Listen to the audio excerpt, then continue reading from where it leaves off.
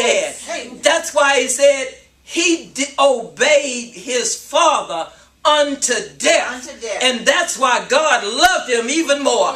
Gave him more responsibility. Told him, said, not only that, you got the scepter to the kingdom to come.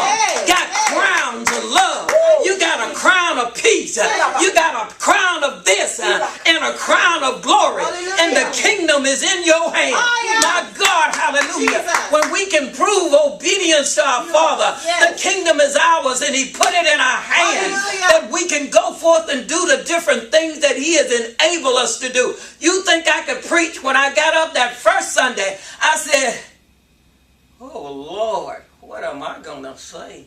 Yeah, I done did it, on the radio. Pastor would send me to the radio station to do the radio program. Then I would be the assistant pastor, and she would let me preach sometime. I had my practice. But then when it came time to step up to take this position, I said, oh, heck no. And it looked like I could hear God say, shut up. I prepared you for this. I said, oh, Lord, what am I going to do? He said, you ain't going to do nothing. I'm going to do it. I said, oh, in that case, hallelujah. Jesus. But I remember that Saturday after we had that funeral. And then that Sunday I had to step up in that pulpit. I didn't know what I said. I don't know what I did. I don't know where I was. I was just there. So whatever happened, God did it. And all I could say it was to the glory of God, because that boy started playing that music and said he saw a cook up there dancing around the altar. I said, hallelujah. God is so good. He know how to encourage us. He know how to strengthen us. And even when Mary was there and he saw her weeping, he had compassion on her. And he just called the name. You know, sometimes God don't have to say a whole lot of things. Just say, oh, Blondie, Shay, Lisa, Jackie, Cedric, London, Sharon, Jeanette, and it stops us. Yes. Hallelujah, just the name. He know us by name. But not only do he know us by name, but he know the hairs we have on our head. And I asked him, I said, now I've been losing a whole lot of hair now. Do you still know how many I have up there? And he laughed. And, but you know, God knows when he knows us. And you know, sometimes I think God just sit in the heavens and laugh. But I had all this hair, and you know, we know. I said, well, do you still know how many I got? But you know, God is so good. He loves us so much. But as I was sitting there and I was looking at him on the cross, he not only did he preach it, but he lived it. Amen. Everywhere he walked, that's why they hated him. Because he was showing up the others for where they were lacking in.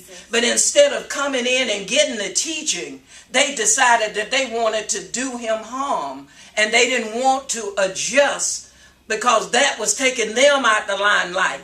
You know, some people always want to be in the limelight, and when they get ready, you come by and overcast them. They don't want you to be there, and they do everything to get you out the way. Yeah. But listen, when God puts you someplace, can't no devil in hell take you down. That's what I like about when God put one up. Can nobody take you down until he get ready to bring you down. Honey, what God has given you, can no devil in hell take it from you. And he'll send people along to just bless you as you go. Yeah, Gina had, that's our financial manager in our building. She had, they had taken down the Christmas decoration. And I thank God for my sister, because I got mad. I said, management took it down. They didn't tell me about it. So she looked at me, she said, Jeanette, they are management and they don't have to tell you anything. I looked at her. I went on back to the house, and by the time I got there, you know she right. I said, yeah, I know she right, but I didn't want her to know she was right. That's it. But the other day, Gina's mother died, and I was sitting in there, and I said, God, give me something to put on this card that would encourage her heart. I didn't know she had a twin sister that looked like her. I didn't know she was a twin.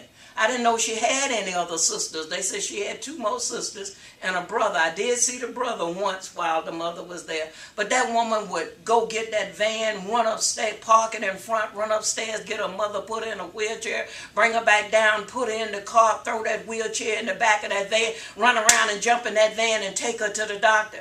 I went down to Piedmont Hospital one Saturday morning to see her on the mobility bus. I got there at 10:45. Who was there but Gina? And I had the audacity to ask her, show me how to get out of here. she did. But you know, people, sometimes you think people are your enemy, but God have them in place just to be a blessing to you. Well, when I got to the funeral, first I wrote her the little note about her mama. I said, you know something, Gina, it's something about your mother. And she had my mother's name, Elizabeth. And that's why I took to Miss Elizabeth, because she had my mother's name, and she was a soft-speaking, very soft woman. And whenever you saw her, and I saw her at the elevator one day, she had a lipstick on. I said, where you going all dressed up? You got a date? She says, where else would I be going except to the doctor? I said, well, you sure is looking mighty good to be going to see him. She says, well, thank you. And she went on and got on the elevator. She had trouble seeing, so she couldn't always find the right floor when she first came in. And God just had me up on that 3rd floor for her that night to get her back down to the 2nd floor. And ever since then, we have been friends. I wasn't in her face every day, but I talked to her, you know. And I called her the week that she had started falling, and she said, I'm fine.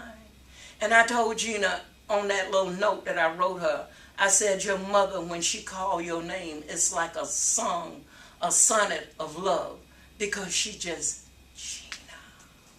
You know, some people can say, Jeanette. Oh, her, Jeanette. You know that ain't no love in that. But when somebody said, oh, Jeanette, you can hear the love in the voice. And that's what you could hear when Elizabeth called her name, because she knew that that was her caregiver. She knew that that was her helper. And I'm telling you, when she said she read that when I got to the funeral, I think it was only 3 black people there. She came over and she hugged me.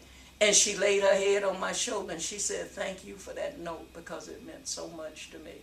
And then I went on to put on there, when you done all you can do, just stand and let God take care of you and him too. You and her too. So God just give you what to say to people at certain different times. And so many times I've gotten letters from each one of you all that you just had something on that letter or a telephone call that you have ministered to me. And it has encouraged me. It has strengthened me. And sometimes we just need one word of encouragement. Sometimes we need to be strengthened in our walk. But that's what God was doing. And when Jesus got to the place where he needed somebody to watch with him, he wasn't asking them to pray for him. He just wanted them to be on the watchman's wall to say when the enemy is coming, I see him coming, Lord. I see the torches that they're carrying, and here come Judas. You know, all he wanted them to do was just watch 1 hour with him, because they knew he was in sorrow. And do you know, it was something to be so in love with your daddy that you never been separated from him. And when you come and something happened and